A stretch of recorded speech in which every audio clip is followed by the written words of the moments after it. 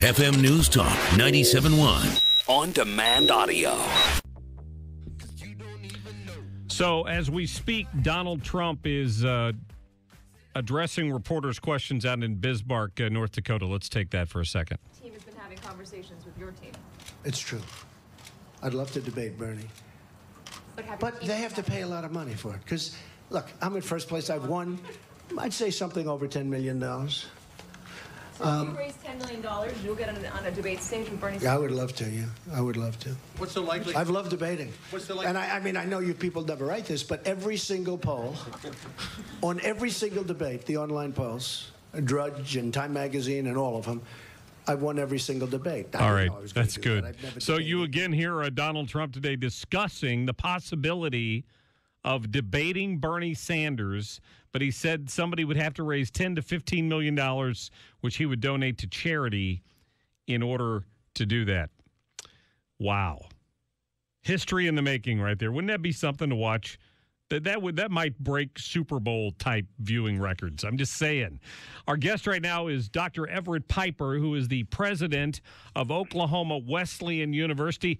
Dr. Piper, how are you, sir? Doing well, Mark. Thanks for having me on. Absolutely. What would you think about the prospect of a Donald Trump, Bernie Sanders primary debate? Well, I wasn't expecting that question, so I guess my first response is to chuckle a bit. I've never been a huge Trump fan. I'm a conservative. I'm an unapologetic conservative. I believe in conserving time-tested truths. I believe in the Constitution. I believe in all the freedoms and the dignities therein. I'm not sure that Trump would have been my first choice within that conversation. Surely I can't support Hillary or Bernie, so I guess your listeners can take that whatever way you want. So you're not sure what you're going to do in the voting booth at this point, right? I just know I'm not going to do anything that would give Hillary Clinton the presidency. I said to somebody the other day, and I'll probably make everybody mad that's listening. I said, if it comes down to Hillary or Trump, Hillary has sold her soul to the devil, and Donald Trump just likes to have a dance with him every now and then. Ooh, so yes. who do you vote for? At least you know what you're getting on one side, right? Exactly. Yeah, exactly. Nothing. Thank you. Yeah, nothing. Zero. Oh, boy. Well, I appreciate you giving us some time today. I saw that your op-ed that you put on last fall, this is not a daycare, it's a university. Here in Missouri, which obviously borders your fine state, we've had a few problems at the University of Missouri recently that still haven't resolved themselves. In university leadership, what's your position on this relationship that's developed between administrative folks at some of these major liberal arts universities and the students who make outrageous demands? Well, the chickens are coming home to roost. We've created this monster, and it's turning around to consume us. The academy's at fault here. The university and the college system is at fault for abandoning the classical liberal arts model that is its founding core. Oxford was founded some 1,000 years ago under the premise of the Liberal Arts Academy. Now, what did that mean? It meant educating a free people, a free man and a free woman. It meant education for liberty and liberation and freedom and justice. It was an education that was grounded in the words, "You shall know the truth, and the truth shall set you free," the very words of Christ. A liberal arts institution was established to educate for freedom and for liberty. And what we have today is ideological fascism rather than academic freedom. Fascism is this commonality. You must be one of us. You must agree with us. You must submit or we will expel you. And don't you see that running rampant within the University of Missouri or at Yale or at Harvard or at Dartmouth or at Stanford or any other institution that has bought the lie of postmodernity where we can chuck the truth out the window because it doesn't exist anymore. That's what they claim. And it doesn't matter what you believe as long as it works for you. That's what they claim.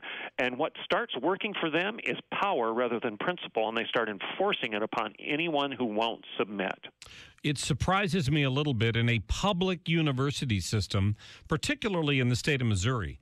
I mean, the Republicans in Missouri have a veto-proof majority in both houses.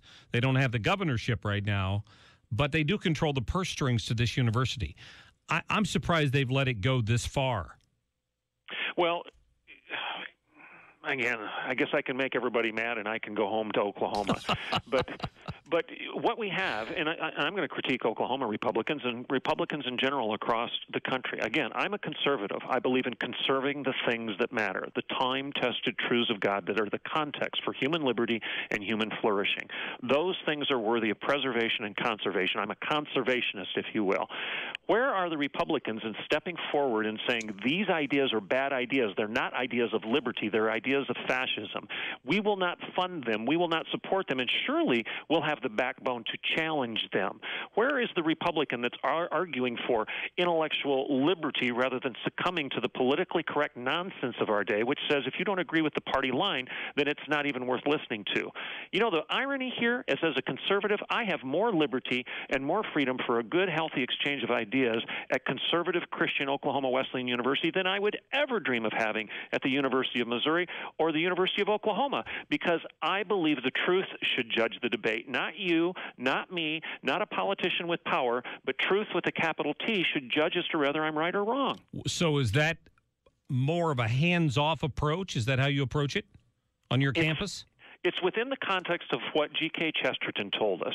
Chesterton has a great quote that everybody should listen to right now. He said, when you get rid of the big laws of God, you don't get liberty, but rather thousands and thousands of little laws that rush in to fill the vacuum. Mm-hmm. And the context of that statement is the paradox of discipline and freedom.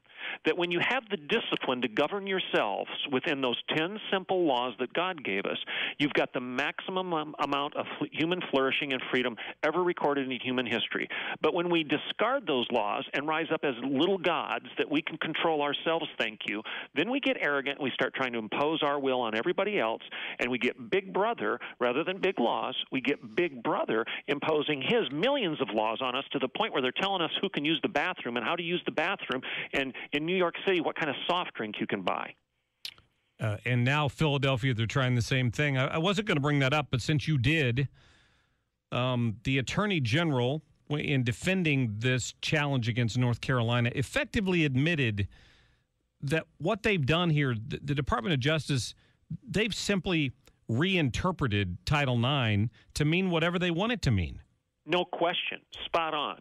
I'm an academic institution, so I get a letter, a dear colleague letter, from the Department of Education and the Office of Civil Rights. And they tell me, this is not hyperbolic, this is true. They tell me that they've reinterpreted the law, the 1972 law, that was established to give the woman, the female, equal access to the athletic field. They've reinterpreted it that it now has to apply to transgender persons. Now, stop and think about what they just did. They just sent me a letter saying that the female is not a biological fact any longer. She is not a physiological reality any longer. A female is nothing but a feeling, nothing but a fabrication.